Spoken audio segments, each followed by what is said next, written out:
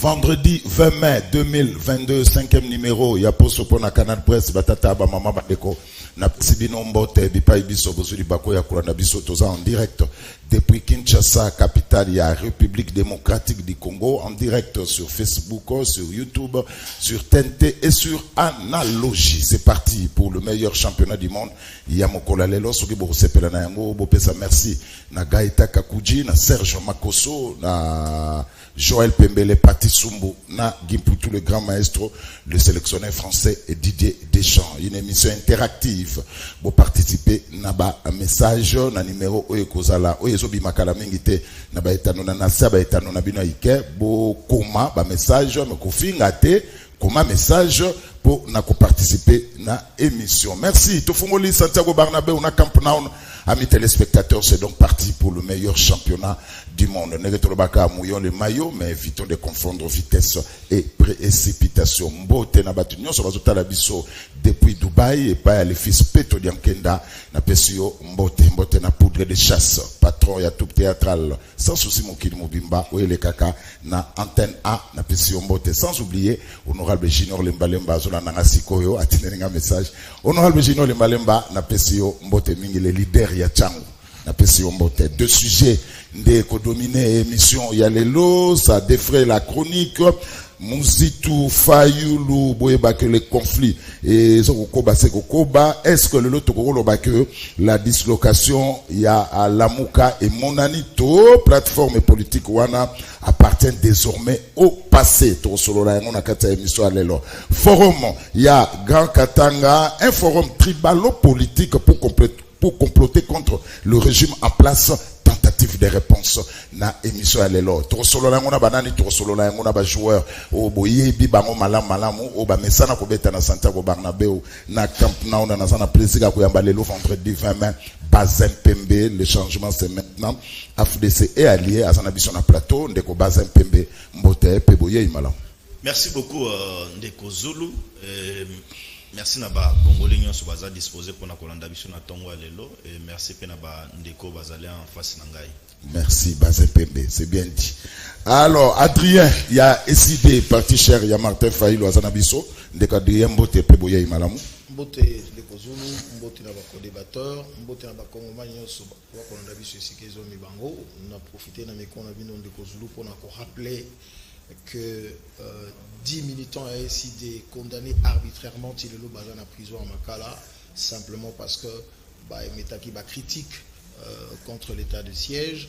Tous aïna Luc Moulopoué, Lelo na Makala, toujours détenu arbitrairement. Tous aïna Luc Malembe à Beni, Lelo Azan à prison, simplement parce que à dénonçant qui inefficacité à comment dire il y a état de siège. Donc, on a rappelé toujours libérer Bandeko Nabiso Congo, on a besoin il y a Bananae pour Babandelaye. Merci Adrien. Alors, yo téléspectatrice au Brazzaville, au réclamant qui est à Zawanaye. Jimmy Kitenge Mbote d'abord. Mbote Ndeko Zulu, merci pour l'invitation. Nabenga au président Ligue des Jeunes, Kaka, parce que Kabila Boy. Un petit problème d'ordre administratif qui sera résolu la semaine prochaine. Jusque-là, je suis secrétaire national en charge de communication et médias. La semaine prochaine, on reçoit qualité mon sous. Mais au-delà de ça, tout le monde a micro. C'est quand même dans le bamou et le romoko. Ok, kaka. Dans le bamou parce que ça sujet, il y a une actualité, il y a les lots. Et ça, je suis quand même un peu déçu. On a un service nabiso où ils ont commis dans la frontière. La notabilité katangaise organise des assises à Lubumbashi. Pour libérer les députés, pour libérer les ministres. Ils ont voyagé, mais moi j'arrive à l'aéroport, on me bloque. Pas bloqué n'a plus de 4 heures du temps, je pose la question à ma service compétent. Qu'est-ce qui ne va pas? Pourquoi est-ce que je ne voyage pas? Il faut appeler tel responsable, il faut appeler tel responsable. Nazo occupé fonction nini officiel oyo, nga il faut botter les misanga bo bloquer na aéroport, na longwa du point A au point B na mboka na ngati. C'est quand même inexplicable. Ça c'est quel genre de dictature? Et comme on peut ça na kanda et ça normal Congolais à l'omwe Kinshasa à quel Lubumbashi à na kati ya Congo bozo empêcher à la libre na mboka. Qu'est-ce que ça veut dire na mboka finalement? En tout cas dictature, oh, il faut te combattre en haut avec les dernières énergies. Pourquoi? Parce que c'est inacceptable et inconcevable. Merci. Alors, Adrien, Nabandinayo, conflit, Moussitou, Martin Faïlou, Mafa, est-ce que le c'est la dislocation? Il y a la Mouka désormais appartient au passé. Merci Ndeko Zulu. Nalingi oti que langa vraiment temps. Na pour 5 minutes. Oui, non, mais tout le monde aura 5 minutes. Parce que confusion eza voilà. Mingi. Et le quoi liboso et sengeli baimbo kabayeba. Il n'y a pas un conflit entre Fayoulou et Moussitou. Ça, il faut que les gens mettent ça dans leur tête. Conflit égalité entre la personne du président élu Martin Fayoulou Madidi et l'ancien premier ministre, actuel coordonnateur Yalamouka. Conflit égalité. C'est vrai que ça na bateau, bazan na labo de Kozulu, bazan na labo objectif na bango zali ba mona Lamuka et Panzana. Mais ngala ko rappeler bangolo komo kwa mutuya. Il ne faut pas identifier Lamuka par rapport aux individus. Lamuka est la volonté à peuple. Lamuka a été créé par la volonté de notre peuple. Maintenant, rappelez-vous moi histoire mouké pour nous que Lamuka subsistera avec le peuple congolais aussi longtemps que l'objectif est fixé aux l'atteinte. Rappelez-vous qu'on a Lamuka na Genève, Tshisekedi na comment dire Vital Kamerhe balongwaka bakei. Balobi non c'est fini, Lamuka est koufi, Lamuka est koufa quitté. Tout le monde Moussa na Moussa kei balobi c'est fini, Lamuka est mort, Lamuka est koufa quitté. Tout le monde comment dire Matungulu est parti. Balobi non Lamuka est koufi, Lamuka est koufité. Président Jean-Pierre Bemba, président Moïse Katumbi, Babi Bisotoke na biso na union sacrée. Balongwe Babi non c'est fini. C'était eux qui étaient les financiers de la Mouka. Faillu le fini. La Mouka est koufité. Tout simplement parce que Batouasso comprend que la Mouka c'est le peuple organisé politiquement pour la conquête de sa souveraineté. Donc, les lois faillu le kolongwa, Mouzit le kolongwa. Aussi longtemps que le 4 objectifs auto tchaka la Mouka, n'a rappelant pour Bande Kobaïba, défendre la constitution, le long de Kochilomwa, qu'on y a la constitution abisso, donc ça reste d'actualité. Qu'on mobilise le peuple pour une alternative démocratique et politique, qu'on respecte la volonté du peuple congolais, le loto ko bundalikamba processus électoral, ba qu'on y a tango, ba niba sélection élection moko, o ezangatina. Promouvoir un état de droit, au komona ndenge nini, bato ba ko mbolombongo à l'état, basali sembla ko kota prison un jour, deuxième jour, bakayi ko na vinisature na mboka bapaya. Ko combattre anti-valeur, oyo tozana ngo lelo to komona été anti-valeur et memele bipso makasi sous na régime. Donc, l'objectif est toujours d'actualité. Aussi longtemps que l'objectif est d'actualité, la Mouka continue à subsister. Donc, de Kozulu, la Mouka n'appartiendra jamais au passé si le peuple congolais n'en décide pas autant. Parce que la Mouka est incarnation à volonté à peuple. Et aujourd'hui, le fer de lance à la Mouka, c'est le président élu Martin Fayoulou Madidi, qui, avec son collègue de la leadership, ancien premier ministre à notre aussi, ça à 9h30, au train à 2 minutes. Serge Makosso, Adrien Lobi qui est conflit, Martin Fayoulou. Les journalistes, vous qui êtes ici, s'il vous plaît, arrêtez les potins. De Masolo, ou à Saraki Boy, ou à Lobi Boy, Masolo Kanate, Masolo Wana is an atinate. Moto Eliko Kanate, Moto Yo Aliko Kanate est allié na Bololé na Yé. Ok? Je pèse mes mots. Moto Eliko Kanate, Awa Piso Sora Makambo ya Mboka Congo, Bano Bakoya Lobi Totike la Bango Mboka Mobimba. Moto alingi koyoka nana moto te talien na ki bololé na ye. Martin Fayoulou s'est adressé à qui? Non, de Kozulu, il ne faut pas Kolongola. Au moins, le problème avec vous, c'est que vous prenez une image, juste 1 seconde, 2 secondes, vous balancez et vous faites des interprétations. Mais vous n'avez pas le fil. S'il vous plaît, on a le Bozalina et Bandialini, Papa Zulu, Réunion, Ezala qui kolobela Makambwa Est. Et le président Martin Fayoulou, le président élu, Azaï Kolobake, Sokibiso ba Congolais, Tozali unité, pour te faire face à la menace de la balkanisation. C'est que Toyebi, Obiso Tozalité, Bolola Zali Moto, Ayebi, Azalité, Ayebi Nino Sengela Salate. Bato, Baeb, Lelo Bazako Sala, alliance na ba occupant pour na ko balkaniser mboka soko bengi ba bololé te biso to bengi ba bololé bato ba ko yiba mbongo à l'état o sengele tonga be col et tonga bopito soko ba bengi ba ba tamayele biso bengi ba bololé donc alobi que il faut to sangana il parlait na ko sangana parce que bazolo balelo ono tala akomi boye basangani boye basali clic boye basali non lelo Martin Fayulu m'a dit le président élu Azali le véritable père de la nation Lelo. Azakola qui sa dimension, il y a cohésion nationale, il y a unité nationale pour permettre en tant que Congolais de faire face à la menace de la balkanisation. L'interprétation particulière, Wan et Talibino. Mais l'idée véritable c'est que aujourd'hui l'unité nationale, la cohésion nationale s'impose pour faire face à la menace de la balkanisation. Les Congolais va penser que la division. Les Congolais va penser que l'unité nationale est une importance. Mais je crois quelque part merci Adrien. Alors, quatrième invité, Philomène Toulo l'a dit ma philo. Oui. Azana biso ma philo. Yo moko urubaki ke o réclama que Jimmy Kitenge. Yo moko obi aller ngana niveau na yote. Il faut débattre na ba Jimmy Kitenge. Je crois Jimmy Kitenge azana tous en débat mon républicain. To boyi mama reçoit parce que les téléspectateurs bazana ngo posate. Na pression d'abord mbote. Mbote ndeko Zulu, mbote Bazempembe, mbote ndeko nani? Adrien, mbote Jimmy Kitenge. Son avec le maquillé. Oh là là, na fouli. Merci. Tosuka wana ngo banda Jima fulama déjà banaka. Alors, Bazempembe, c'est la dislocation et la Mouka. Aujourd'hui, tu vois que la Mouka partie ont passé avec ces conflits. Merci beaucoup Ndeko Zulu. D'abord, on a l'ingénieur rectifié le Gomoko. On a toujours Jimmy Kitenge. Aligna mi pesa gaz inutilement pour rien.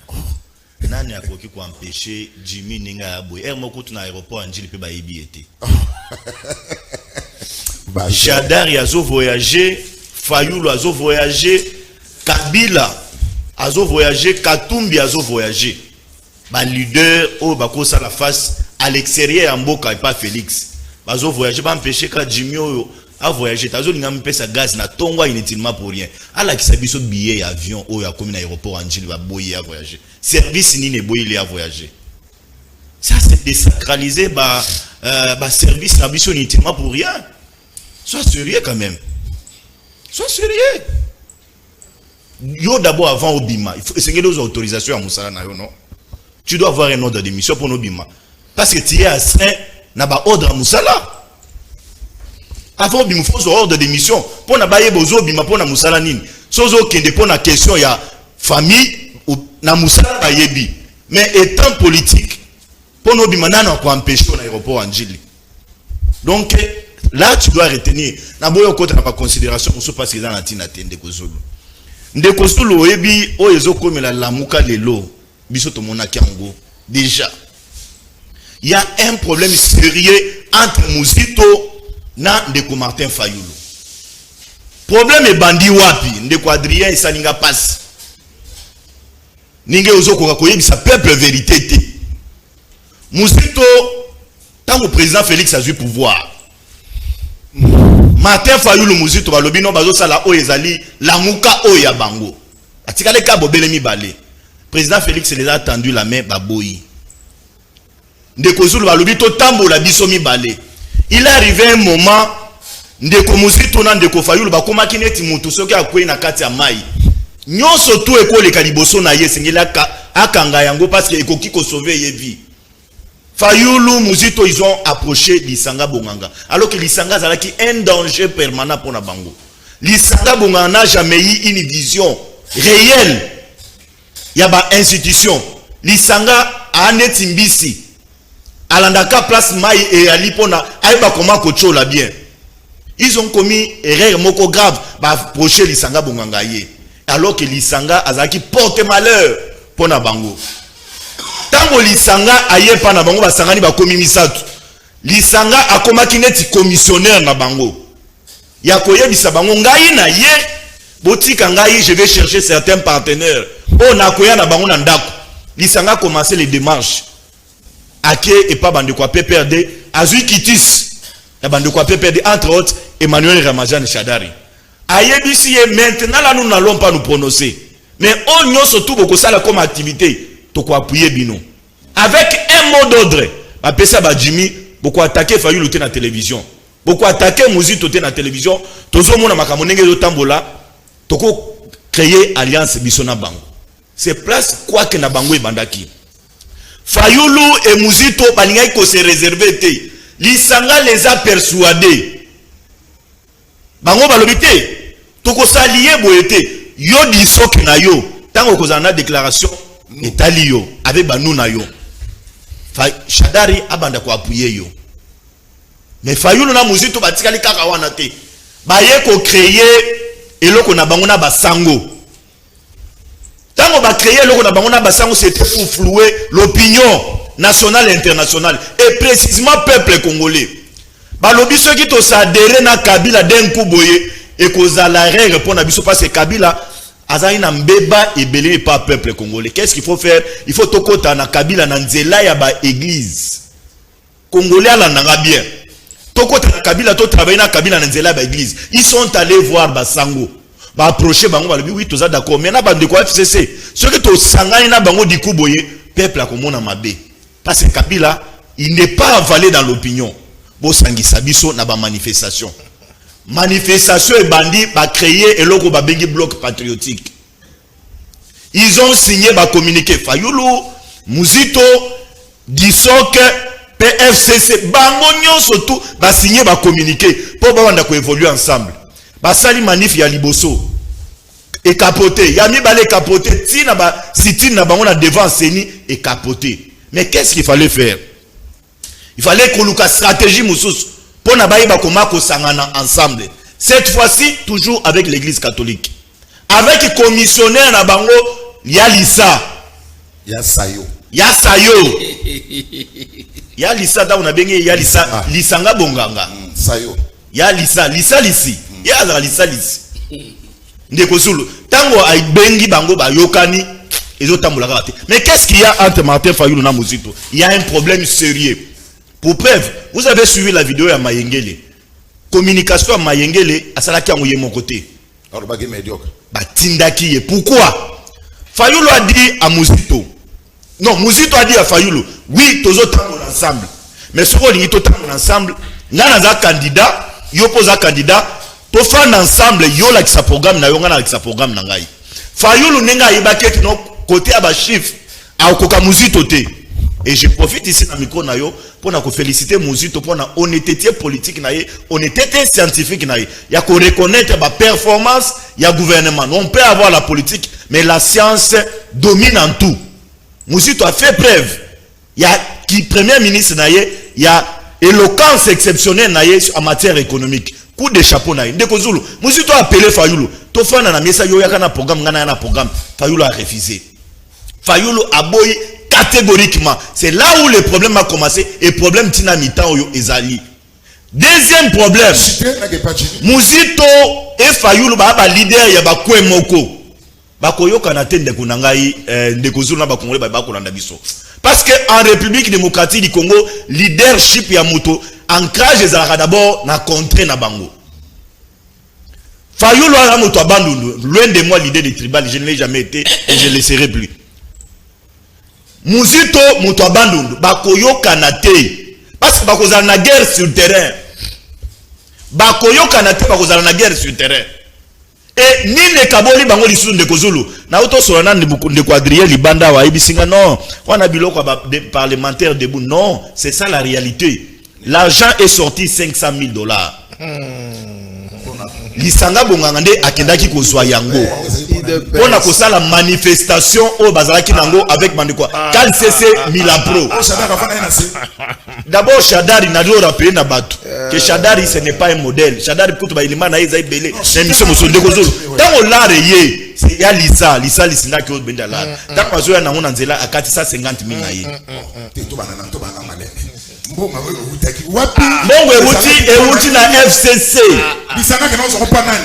Lisanga utozo na FCC ndeko Zulu. Lisanga utozo na FCC tango azoya nango akati apie moko papi na nzela. Etika 350,000. 350,000 ake inde tipa mafa. La rekomi alobi okisa ba bobenga Muzito. Muzito alobi soki la makambo na royate. C'est pourquoi mon a communiqué wana Ndeko Blanchard Mongoma, secrétaire général, il y a nouvelle élan, à Boyaki ko signé. Le problème a commencé d'abord avec l'argent. Toko ça rappelle plété. Le problème a commencé avec tant que est commis 350 000 etikali entre bango pagaille. Muzito alumi makambo ngana okotate. Ceux qui makambo ça démarche ensemble, to ça démarche ensemble. Pour na suki ça élément musoso. Entre Muzito na Matata Mponyo bayoka na kate. Fayulu a réfléchi comment que ça la mabe na Muzito.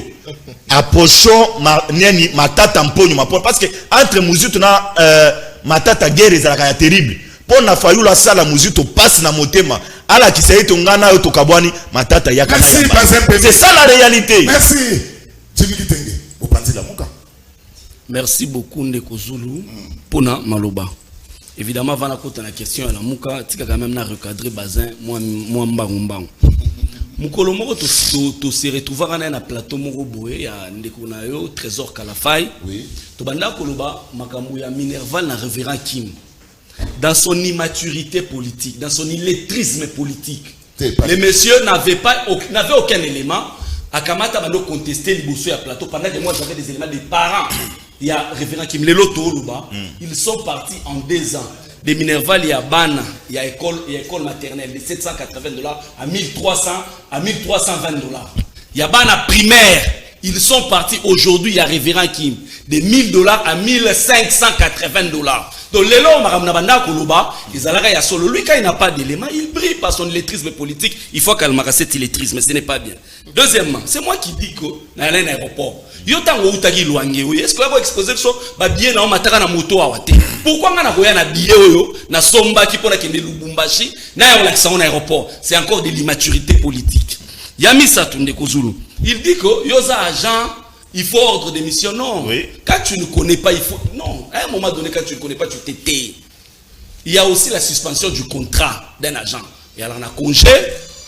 Ceux qui moutent en congé, le contrat est suspendu. Il n'a pas besoin d'un ordre de mission. Un ordre de mission, c'est quand on te donne une mission. Ce qu'on a privé.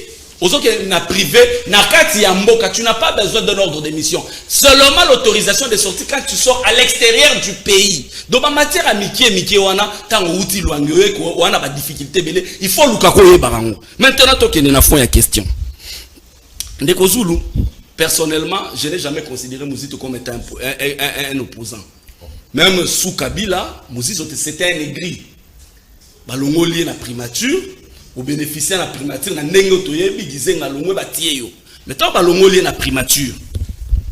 Batie Matata, l'homme s'est fâché contre Matata. A développé un moko boye contre Muninga na Matata. Et Mouzito yango sala yeke akoma opposant. Mais Mouzito n'a pas d'assise politique auto comparer trop ça la parallélisme nanani na Martin Fayulu. Il avait Steve Kivota.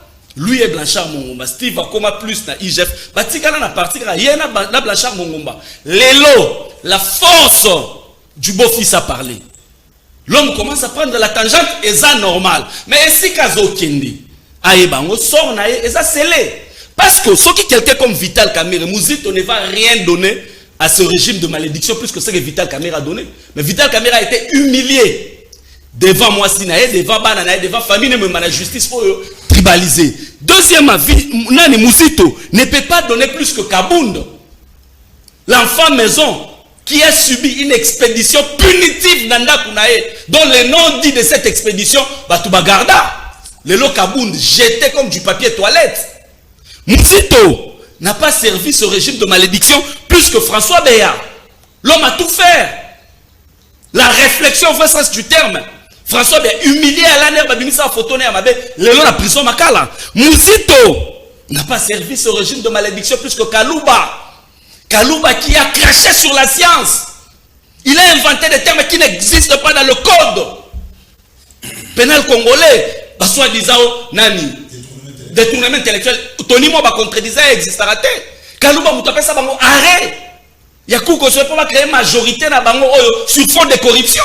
Il a servi cette malédiction qu'on appelle l'UDPS. Mais Kalouba va remercier Mouzito n'a pas le poids politique à Moïse Katumbi. Moïse Katumbi ensemble, c'est 70 et quelques députés. Oyo Soroche, Cash Mobimba, INC, UDPS. Bazana, ba nombre de députés, Moïse. Mais Moïse est devenu aujourd'hui la rusée de l'UDPS. Les injures de l'UDPS convergent vers Moïse Katumbi. Mouzito ne va pas leur servir un poids politique au Jean-Pierre Bemba Pessa Bango.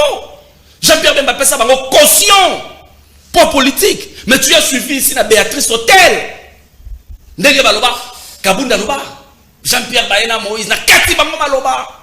Vous comprenez? Ils ont été humiliés.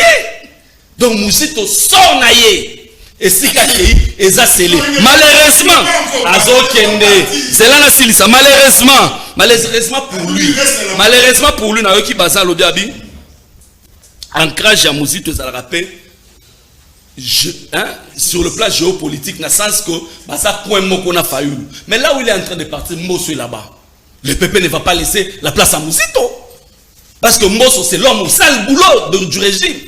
C'est que Mosso a fait comme sale boulot pour le régime. Mouzito a salé en côté. Mouzito n'a pas nous Mosso. Mosso a dit qu'il a les gâtés. Et puis, on a ancrage, on a leadership, il y a Mouzito. Il y a Martin Fayoulou, ce n'est pas à comparer. Donc, réalité, c'est que Mouzito est en train de partir dans un environnement diabolique où la trahison est le mode de gestion. Il sera trahi et lui est le beau-fils.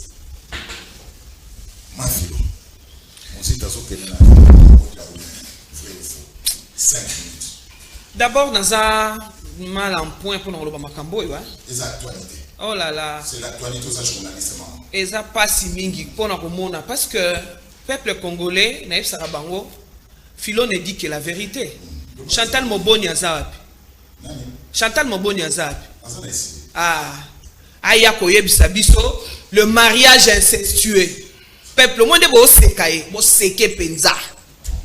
Mariage incestueux parce que quand l'UDPS était dans la coalition avec FCC, Cash, c'était tout un problème.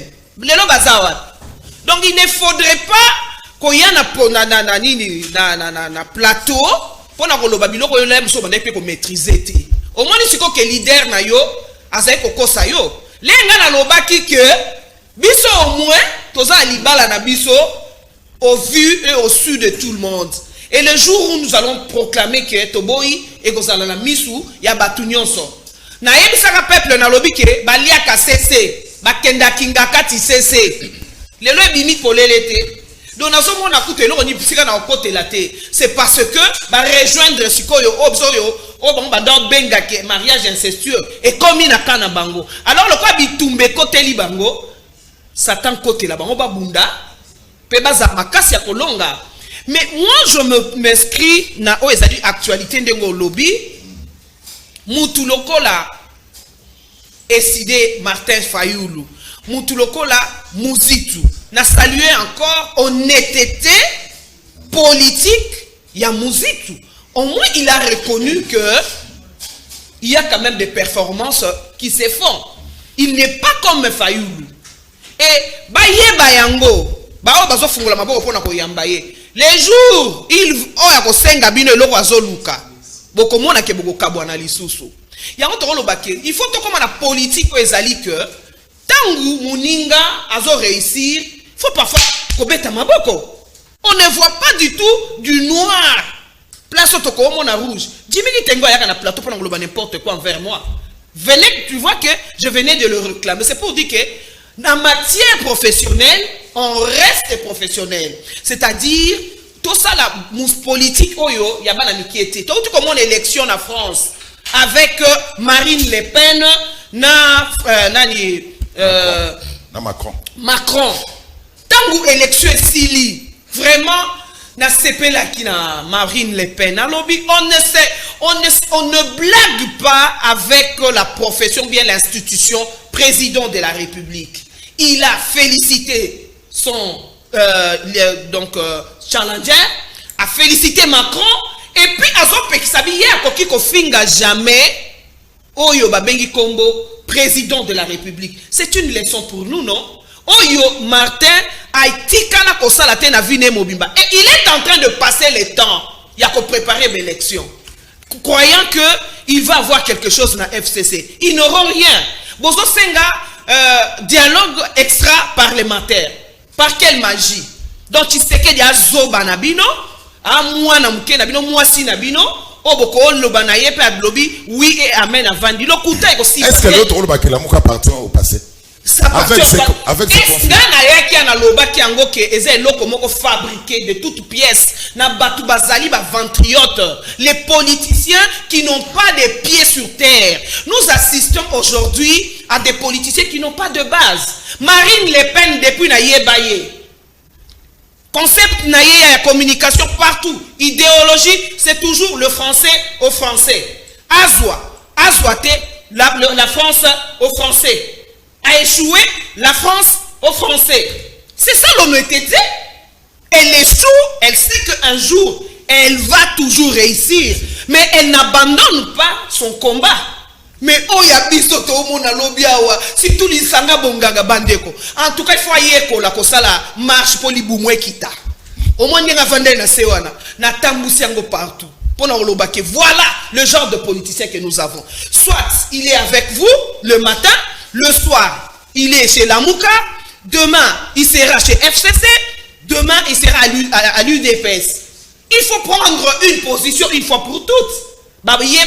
Oui, quelque part. Mais maintenant, qu'est-ce que tu es en train de prêcher? Que c'est quel genre de politique? Je n'ai pas encore fini. Moi, je dis ceci. Oui, Nalinga la maman. Nalikambo Tozoloba. Il y a Martin Fayoulou et Longo na Muzitu. En tout cas, moi je crois que Muzitu a compris finalement que quand il y a Kipo Kezali Wapi, Likambo $500,000, Toyo Kanagina Yete. Ça se parle. Likambo Eza Mbongo. Osomona, Mutumoko Songolo la repesa e gazite $500,000. Tokabola, Manama Izwa Boy, Muzitu alobi na Mbongo wanate. Parce que lutte ezali a ezali lutte ya makamususu. Ce qu'on tali en réalité et loko bazo welela ezo yebanate. Vous voulez les élections. Ils ont dit ici que non voilà, nous ne voulons pas que batubasa la oba bengi glissement. On vous a donné les schémas. Entrez alors dans le schéma. Boboyi schéma, bolobi ke biso to kene extra parlementaire. Ce qui ne se fera jamais. Alors na solo baké, vraiment pour moi, je me trouve en mal en point de parler de choses que j'avais déjà prédites. Déjà avant. Merci, que c'est vraiment la tour de Babel au Basaki pour construire et ils ne vont rien bénéficier de toutes ces populations-là. Et les lots n'a conclu pendant le Bayango qu'il est temps que le peuple congolais choisisse des bons dirigeants. Nous n'avions que des médiocres. Et voilà, ils sont en train maintenant de faire en sorte que Félix échoue. Mais non, le projet 145 territoires, c'est effectif. Merci. Nicolas Kazadi était na l'Équateur. Aérogare le Zalaki, Ezaki, Yenaboende, Ezaki, Lokola Lisolo, Ezo comme effectif, Mbongo et Pesami, première pierre et Salami, Misala, Ezo Kende. Donc, Bisso, les chiens à bois, la caravane passe. Nazongeliango. Alors, Adrien, principe à l'émission, tu as un deuxième sujet, vous en avez 5 minutes. Pour la deuxième sujet, il dit que toilettage est allé pour nous avoir sur le papier là, toilettage est allé, mais question, forum sur la réconciliation du Grand Katanga S. C'est un forum tribalo-politique pour menacer les pouvoirs en place. Dès que nous osons la raison, il y a que faut tout ça la toilettage. Parce que 5 minutes, il y a 5 minutes, il n'y a pas de problème. La question, c'est quand même grave. On dit qu'on a considération et pas un déco bazin, mais je comprends aujourd'hui que finalement, 32 ans, il y a 6 été, ils ont continué à comporter ma fille. Parce que je lui ai dit ça dernièrement ici, avant de go dans le plateau, que Aza parlementaire debout et ça se confirme. Ndeko Bazin, est-ce que vous avez l'écran de la télévision? Réalisez que Banou Bakota la yo, moi c'est Bakota la yo, famille no Bakota la yo, on confirmé que Lisanga Zwaki $500,000 à Kenango tie pas Fayoulou. Nyonso lobi wana. Il y a lobi 150 000. Il y a wana lobi. Est-ce que akokoza la atala bana na ye? Na sengi bana na yo. Tala bana na mwasi na yo, oloba makambo zoloba. Ndeko, tout ça la politique autrement. Politique il y a mensonge, ndeko futate. Je sais que bozana ba labo lelo pour déstabiliser la muka. Mais bozo komiko ça. Ndeko bazé talanga bien, na ngo talanga bien. Entre Fayou, na ngo talanga okimisa misite, ngo talanga bien. Entre Fayoulou, maman Philo, yo nabi que osara au perdre nos contrôles. Ça calme, na comme na c'est mon contrôle. Tokay Adrien. De Kobazin. Tala ba téléspectateur. Allons-y. Tant aux kolobake. Fayulu na muzitu ba approcher lisanga. Yo mo tant makamozolo bango est-ce que ça concerne makamozolo ba dimension à Fayulu la dimension à muzitu ba approcher lisanga. Non, cher ami. Il faut on analyser. Na que mentir, mais il en restera toujours quelque chose. Mais ndeko bazin, na ina bisoboy. Fayulu na mboka oyo. Ça aussi ça vaut pour maman Philo. Fayulu na mboka oyo. C'est parmi le rare politique. Je parle ndeko nani Jimmy Azaliao. C'est le rare politique congolais qui n'a jamais vu Kabila, qui ne lui a jamais parlé, qui ne lui a jamais serré la main, qui n'a jamais mis ses pieds à Kingakati, moi encore assistant l'Union africaine. Je vous le dis, et Fayulu a toujours dit, et je le répète ici sur ce plateau, de Kobazin, Maman Philo, si vous doutez, Bazin demandez à Bahati, il connaît Fayulu parce qu'il a travaillé avec Fayulu. Il faut demander à Bahati. Maman Philo, pose la question à Félix.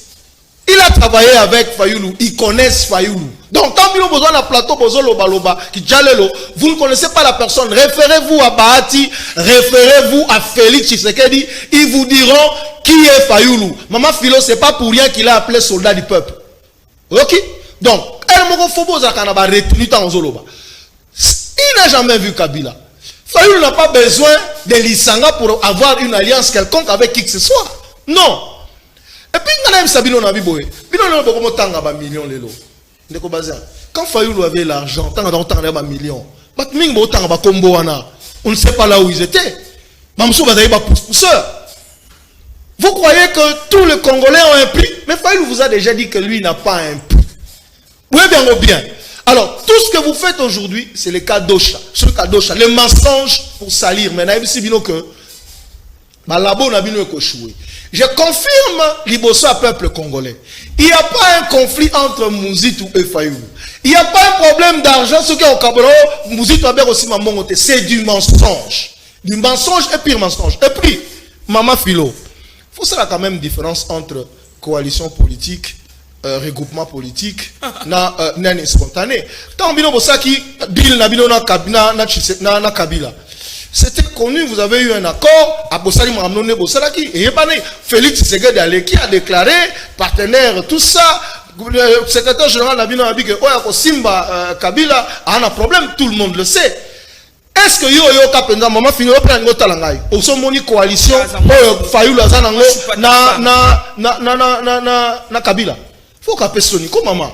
Faut qu'à moi son temps aux autres va pas dire que non, nga maman Philo na tanga quand même, il faut na tombe la niveau na ngana tika na niveau parlementaire débouté. Et ça soni.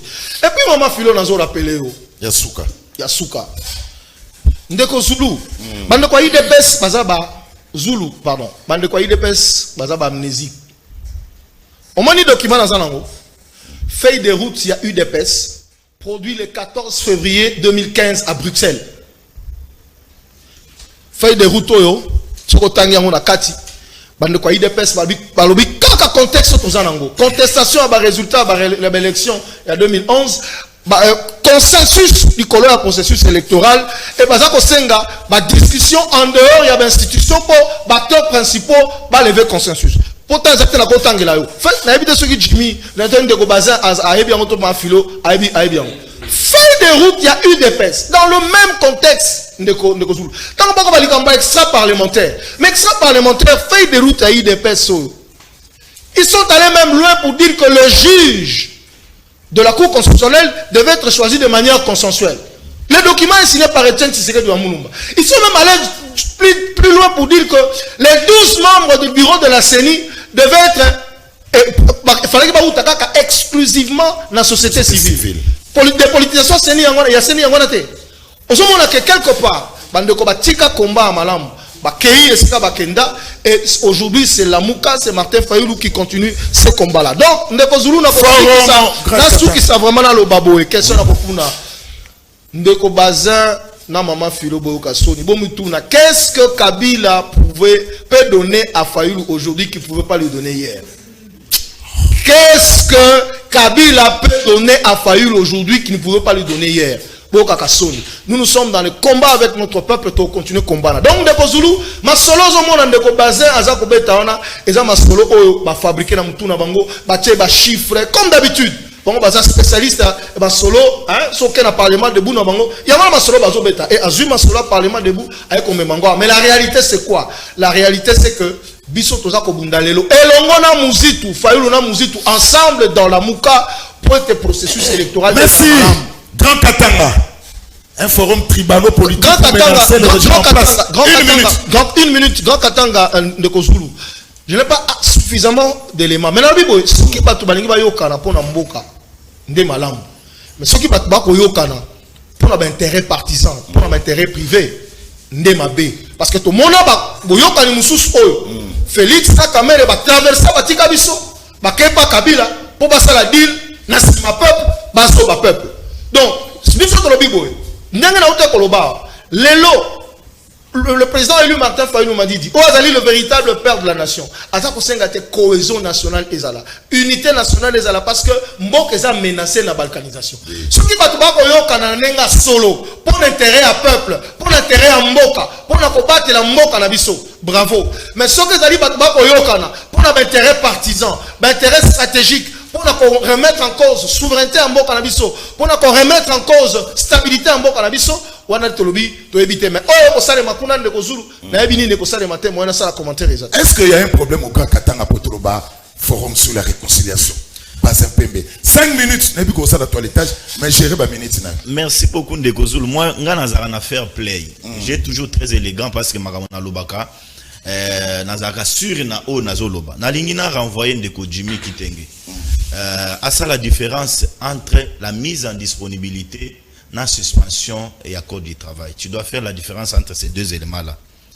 Yo aux astreints, na statut moko particulier. Je ne vais pas entrer en détail parce que il y a bilo muso ko le makata télévision, mais tu dois faire la différence entre yo aux en statut moko particulier et ça la différence entre mise en disponibilité, la suspension à contrat du travail. Là, tu auras toi-même la réponse. Nayoki Jimmy Alobia ou Alobi non Fayulu. À quoi se comparer na Muzito te? Non, attention. Jimmy, moi j'ai parlé d'une circonscription. Fayulu a une circonscription na ville à Kinshasa. Muzito a une circonscription na Bandundu. Muzito a été élu, Naza avocat n'a été. Il a été élu, si je ne me trompe pas, plus de 2 fois. Kuna. Azan ancrage. Au comparé Muzito a Fayulu Kuna te.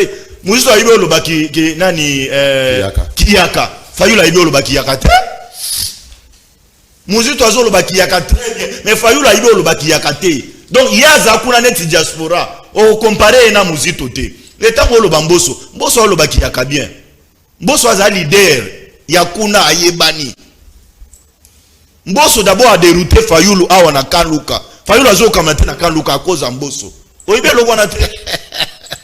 Donc on a la comparaison moko o ezayatina. Et puis Jimmy doit réfléchir un peu. Azo comparer Fayulu, Muzito, Mboso na François Beya. François Beya n'a jamais été un leader. Atiko un leader. Il a occupé ma haute fonction, mais Atiko un leader. Il n'a pas un parti politique. Est-ce que François Beya a moutoui des pèses? Je dis non. Natikalo Yokayazo s'est réclamé à une tendance politique quelconque était. Donc, les messieurs doivent faire la différence entre Biloro Nyoswana, Olé Amélé, Torchon, Amélé, Nini, papier mouchoir, place Moko. Donc, ça, tu dois les retenir. Et le fait, il est lourd. Il y a Mouzito qui décrié comportement Fayulu. Il y a un des approchés, Bino, na Fayulu. C'est pourquoi, que vous êtes insu. On raconte un élément, vous êtes insu, vous critiquez Fayulu. Vous êtes un subo qui tira Mouzito. Les lotins Mouzito a eu position contraire et Salibino passe. Et qu'on continue que Salibino passe. Je l'ai dit ici de Kozulu Moutomoko a contredit dans le plateau Awa Azalité. Fayulu a approché Matata pour la passe na Mouzito. Les gens doivent les retenir. Et de quadrien, Atika Koko sa peuple. Atika Koko sa peuple, Bazali Koyo Kanate. Le pourquoi même Mouzito est allé au-delà de Koloba, n'a se retiré dans le bloc patriotique. Est-ce que vous voyez que non, actuellement, c'est Mouzito qui engage la Mouka, non? Oui, oui. Est-ce que tant que Matata qui Nani Fayulu, il a demandé le consentement à Mouzito? Est-ce qu'il a aussi un consentement n'a été? C'est quoi ça? C'était prévu ce qu'ils ont rencontre moko il sengeli abandana na présidium o yazo occupé coordonnateur ya lamuka. Non, ce n'est pas un problème à comprendre, c'est la politique. Oh mon cher, bino bozo se rebiffé na ba casquette ya ba parti politique. Bozali ko sere, on a même ça vérité le batika lukuta. Vérité n'a rien de soyo. Vérité de soyo. C'était dans ton étage aucune question. Moi j'encourage Muzito ya s'assumer. C'est ça un homme politique. Tant aux hommes que non moutazo linga dénigré. Et tous nous l'avons dit ici. Fayulu confondé épaisseur politique au azalaki nango na époque Demba azalaki simanaye, Mbusa Nyamusa azalaki simanaye, Katumbi azalaki simanaye et Muzito azalaki simanaye. Les Fayulu qu'on a connus et a fallu otwana il est loté. Yangonde loko wana Fayulu azana mona mutute. C'est cet orgueil il a des autres travailleurs Fayulu a mona Muzito loko a un papier. Non, il a un parcours, il a été premier ministre et je t'informe que sur le plan politique Muzito a un carnet d'adresse pour les Fayulu libanda mboka. Ça retenait pas bayo ne quadrien yo aza akoza d'accord nangai. Fayulu Muzito a un carnet d'adresse libanda pour les Fayulu. Merci pour la toilettage. Question. Forum sur la réconciliation. Nao etali 2 minutes n'a que pas Jimmy Kitenge. Nao etali forum na Lumbashi.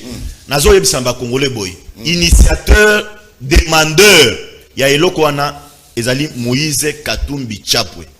C'est Moïse qui est Mouto azali ko financer Basis wana.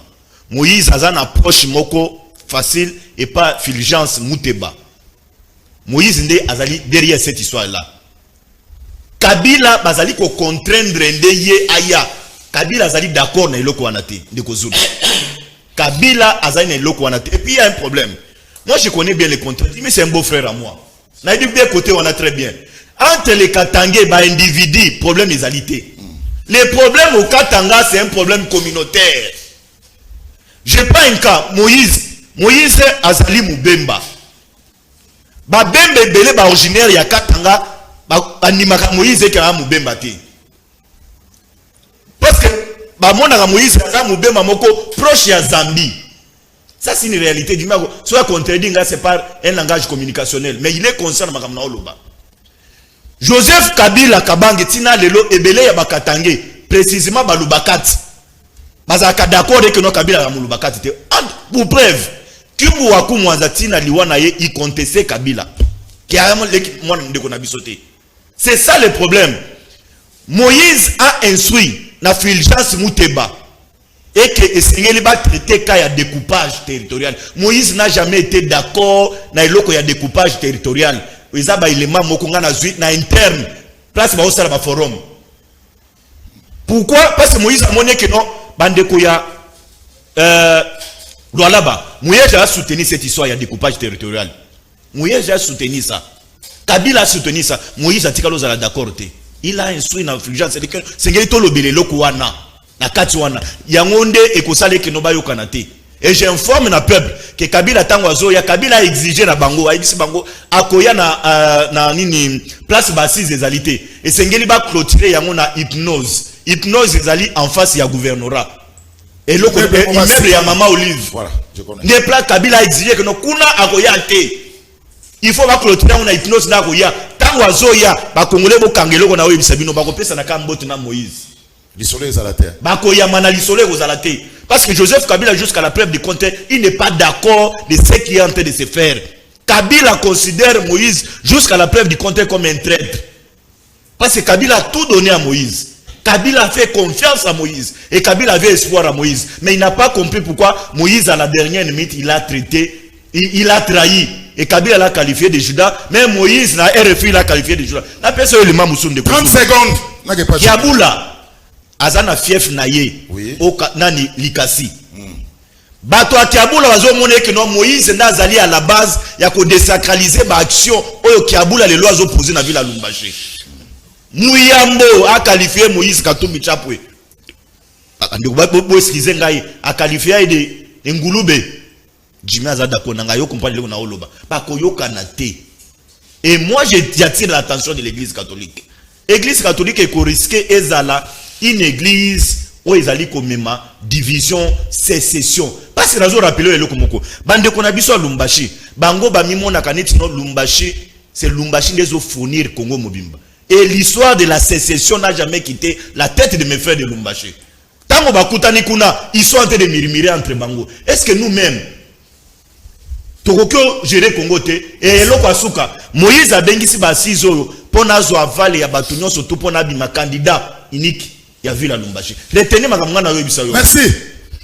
Jimmy, avant tout na yo question, na tout question est-ce que c'est solo que Kabila a réuni qui ba collaborateur na GLM na résidence na a tenu bango. C'est faux, c'est faux, c'est faux. Yo kana no question. Yo kana Kabila a tenu bango lobi boningi na la président. 27 minutes à silence. Il y a récupéré parole à l'objet faut que Moïse point. Faux et archi faux. Ils ont écouté.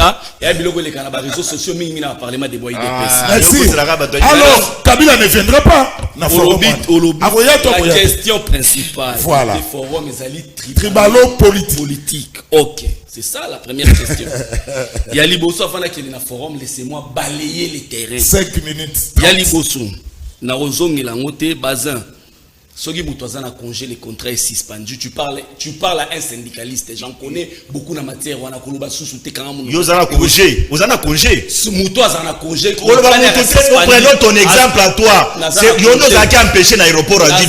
Prends ton exemple à toi. Congé, ils ont suspension à contrat. Congé, ils ont suspension à contrat. Et pour ça, on n'a pas ça. Je suis juriste. Congé, ils ont suspension à contrat. Congé et la suspension au cause de congé ceux qui ont moi aussi à cause de congé à maternité ceux qui ont cause de congé à repos et la suspension contraté suspension contrat congé na mise en disponibilité et ça biloko OK ça na Jimmy. Merci. Tu as eu la matière. Merci. Pour kozonge la ngoli société. Je parle à un syndicaliste. Yo ça syndicaliste moi je suis juriste. Merci Bazé s'il te plaît. Ça t'a agitation Tokei. Congé à suspension. C'est ça la Deuxièmement. Faut mouiller le maillot. Circonscription électorale ya Fayulu la lobby. Muzitwaza na bandu kuna alobara soki munoronini soki.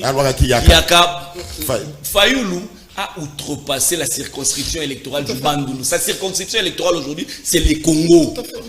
Amateur. Ah mais Jimmy Blue beaucoup de la Fayulu. Amateur.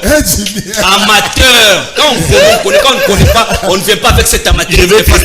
Deuxièmement. Je vais te cadrer. Naïbisana no Mama Philo. Mama Philo, dans sa légèreté légendaire de langage, à l'Obiawake, Jimmy Ayaka Koloba n'importe quoi sur Nga. Mais n'a réclamé n'importe quoi sur lui. Mais sur les cœurs, tu n'as pas été dans la campagne électorale Yanania Shadari avec Kangoudia comme numéro 1 à la campagne électorale dans Moamba, vrai ou faux vrai. Tu ne venais pas à l'hôtel Algrave prendre le moyen avec Kangoudia, vrai ou faux vrai. Hier, tu n'as pas été communicateur privé de Kabound. Aujourd'hui, on a chassé Kabound de l'UDPS. Tozolo katoyeba soko zalaki na honnêteté ozalaki na ba valeur obiso tolobaka ba valeur ya transhumance té ba valeur ya fidélité na loyauté. Tu devais suivre Kabound parce que tu es devenu IDPS grâce à Kabound. Na 2018 quand tu as voté dans l'élection, tu étais pour le candidat Shadari. À un moment donné, il faut respecter le Congolais. Biso na swali tolobaboya ko interpréter le kulaka kimoya kenye kitakuwa tutajua. Lia kesika moko. Et si quand ma bête koyeba to koyeba kolia wate olia et compliqué yo Tokei to évolue maintenant allons na nani la marambo bakatangi ndeko Zulu je vais d'abord recadrer alobia politico tribal non le forum n'est pas politico tribal ce qui te lobi to peso ba illustration du tribalisme dans ce pays. Le tribalisme dans ce pays élève de l'UDPS. Preuve, je te donne quelques cas. Kaliboso, un monsieur de parlement debout a lancé la Rabiso, appel des phares. Pour lui à l'obike, Toko proclamera l'élection à Mboko na Chiluba. Moko Antombolo, ceci, cela. Biso Tondo Kanisa, Azo Seki, c'est ça, parlement debout. Effectivement, c'était vrai. Preuve, Papimela, Ronsang Malonda, Seni, Bapesa Denis Kadima sur fond tribal. Basala marmite de Kokambala, Awa Pobatianani.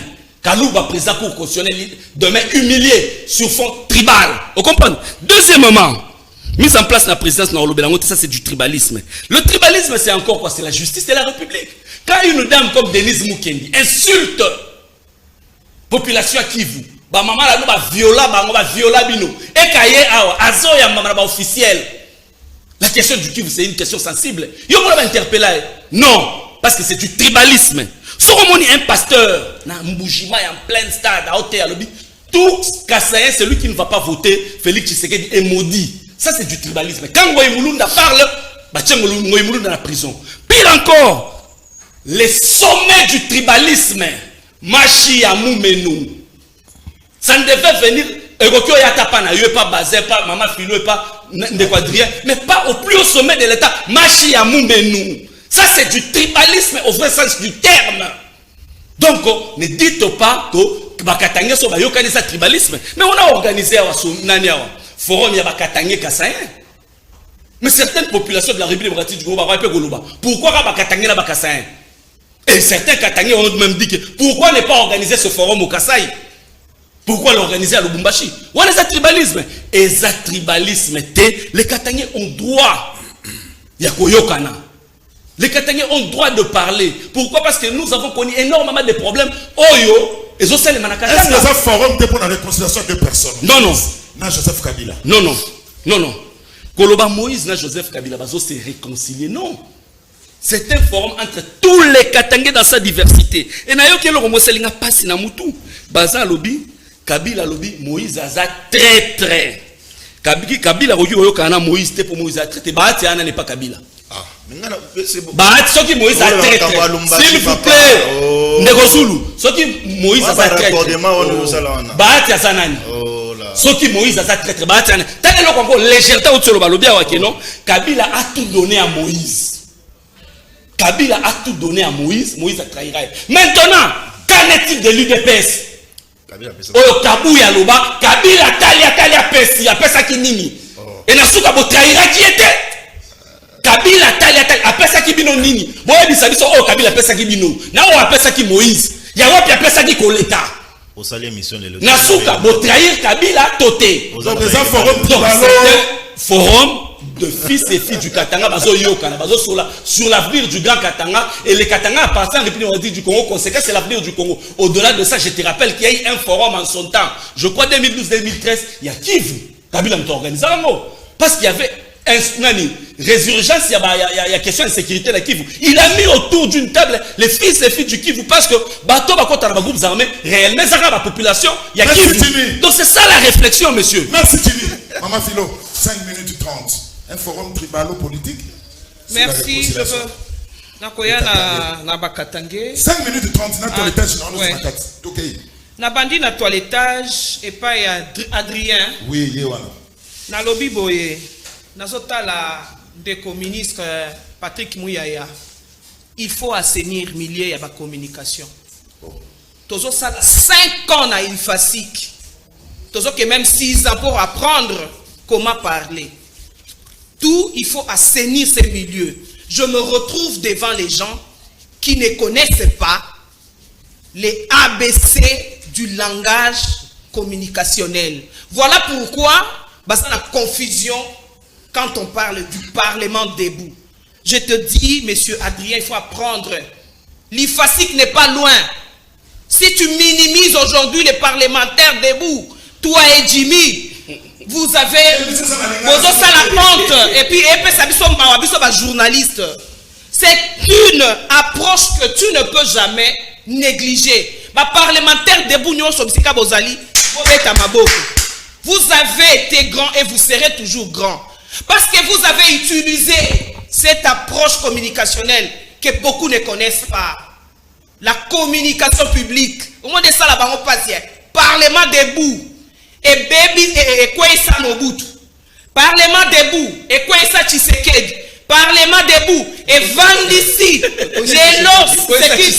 Et quoi ça pardon Nani.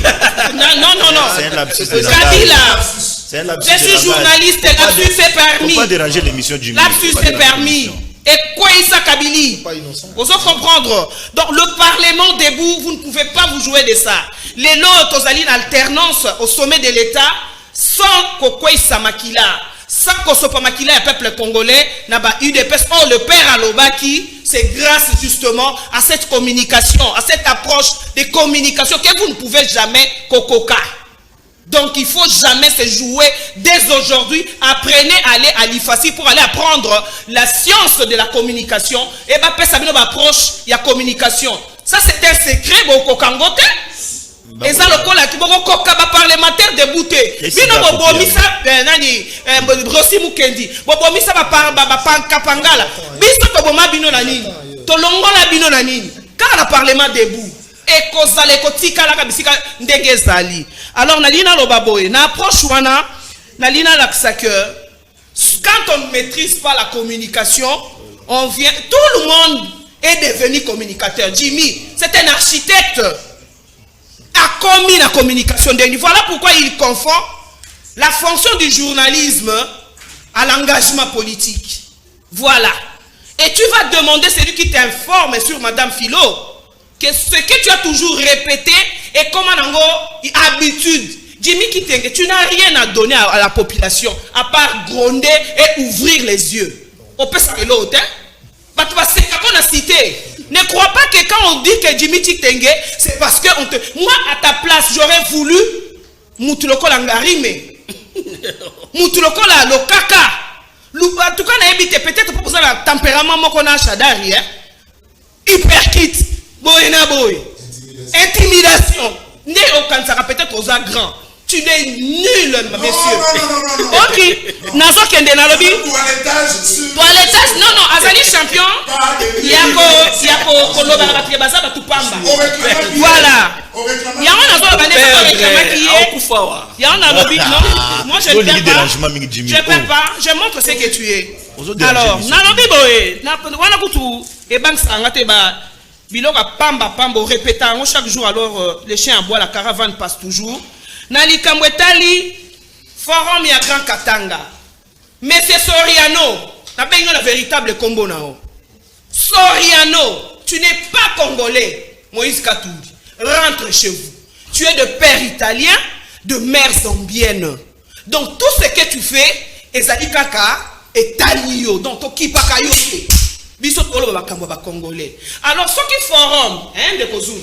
Ezali pona ke kimi ekota na mboka. Parce que ça n'a qu'à article, il y a la constitution de la RDC. Oui.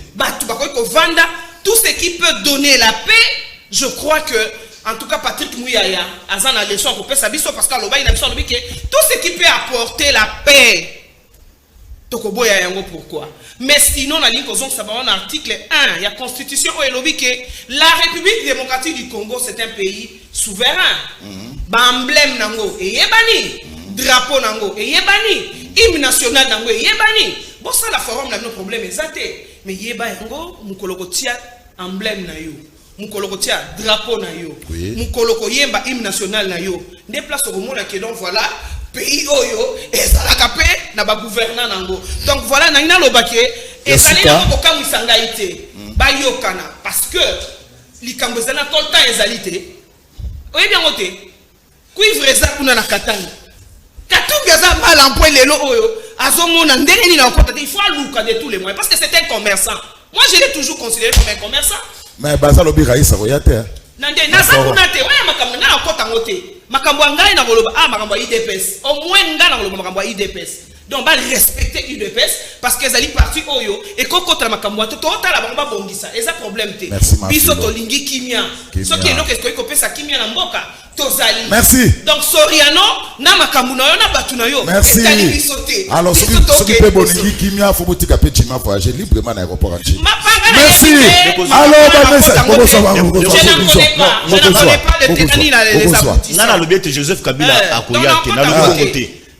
Selon programme Nengezali, Kabila est en Afrique du Sud. Oui. C'est lui qui a recalé programme type pour ne pas clôturer un jour à dimanche parce qu'il faut permettre à Zalawana dimanche. Donc, Akoya, en Afrique du Sud, il fallait passer ce vendredi. C'est lui qui les a demandé de repousser Yango dimanche parce que nous allons en Afrique du Sud. Merci. Tozo sengana fati azala maele na batu nyonso oyo bazo sangana na Katanga tolingi toyeba poba bimisa nini na suka.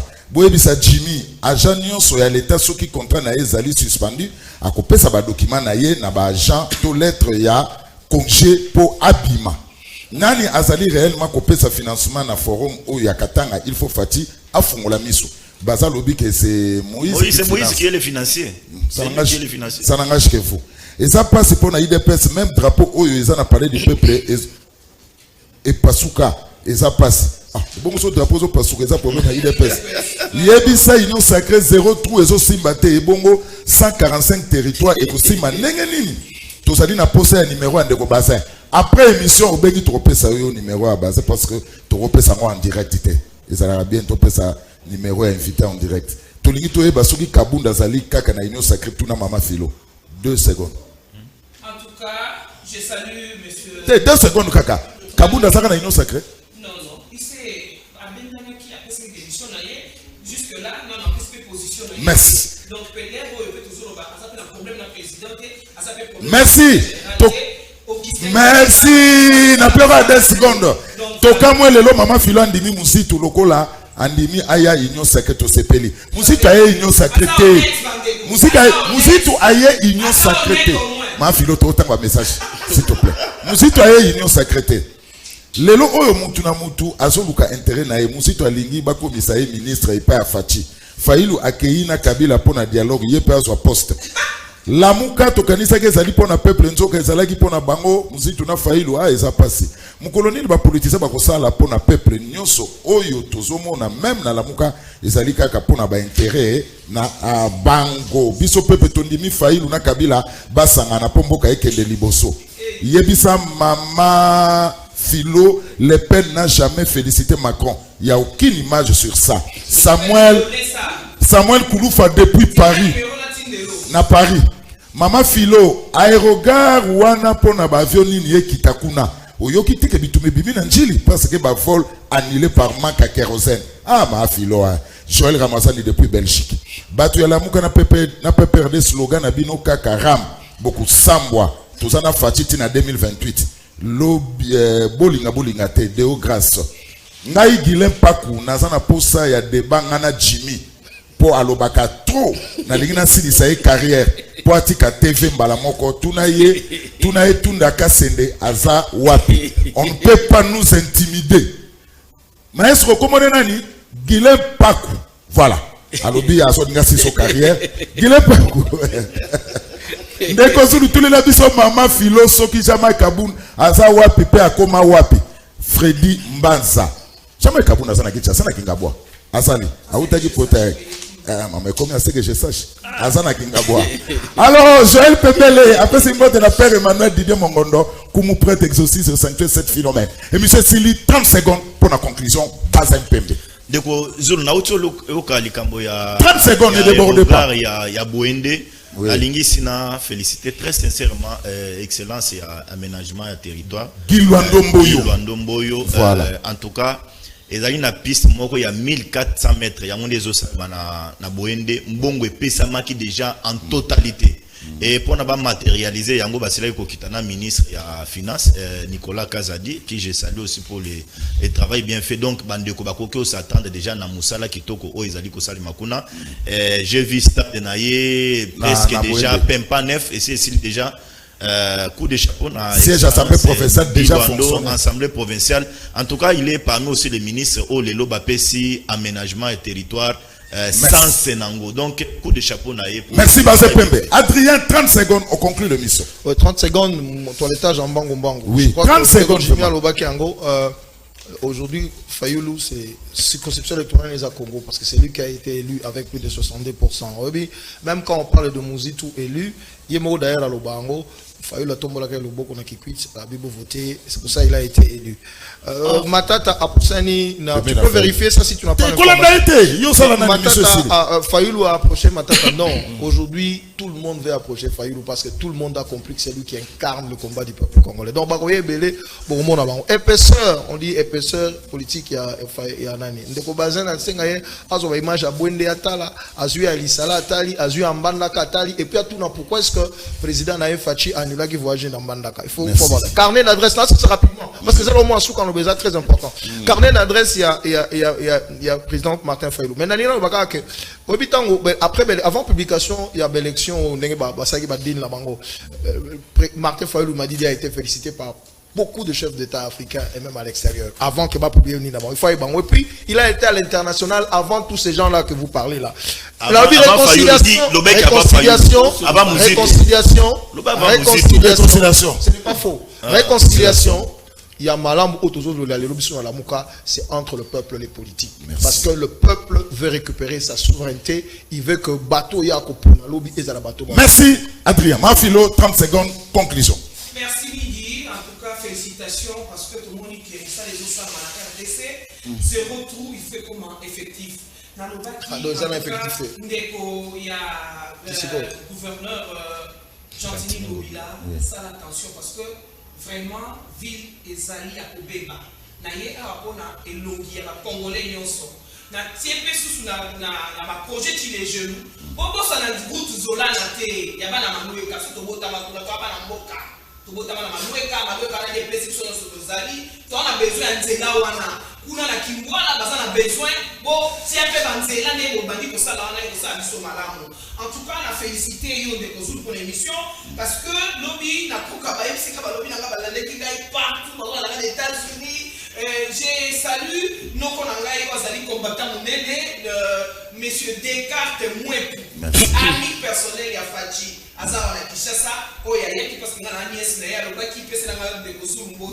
L'émission est très bien suivie dans Londres. Alors, on a dit que il dépasse et ça est parti au yo, bakoki ko sakana na ngote, biso to lobi, ba o bazo bunda, ba bunda parce que ngoma na bango koki. Merci Maman Philo. Alors, et longo na Fachiti na 2023 majorité ya Merci. Merci. Jimmy Kitenge 30 secondes et monsieur Sibi. Merci beaucoup Ndeko Zulu. Je vais encore rappeler aux Congolais que j'ai été empêché à l'aéroport Njili pour naquer Lubumbashi et il n'y avait pas que moi. Il vous souviendra que Mouyej aussi n'est pas là. Ti Azaliawa, il est toujours bloqué ici. Mouyej, on lui a pas donné. Son cas est connu. Bazin, c'est sa conclusion. On lui a pas donné l'autorisation à se rendre et pas na bango. Oui. Et pas na bango pendant que Misusu bazoluka ba kendaka ba émigrer kuna mais on lui a pas autorisé. Maintenant pour que na chuté na roloba boy. 20 secondes papa. Baza lobi awakeno. On a dit sur toi l'état tous Moïse Katumbi traître Moïse Katumbi qui finance. Le financement Moïse Katumbi a monnaie en mabé. Mais quand Moïse Katumbi était la mère nourricière de l'UDPS, il y a UDPS, il y a fait Etienne Tshisekedi, il y a continuité. Certains ont bâti un jet privé grâce à Moïse Katumbi. Avant de commander, comme il est là. Donc, les lots, pour critiquer Moïse Katumbi, il faut éloigner, il y a une réalisation sur l'UDPS. Merci, Merci.